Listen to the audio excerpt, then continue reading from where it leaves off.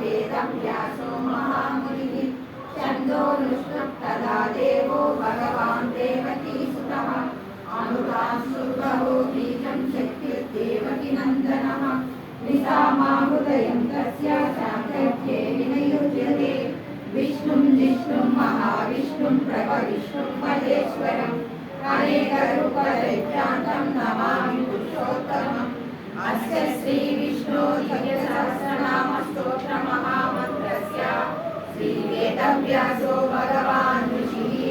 अनुष्ठुप्छन्दः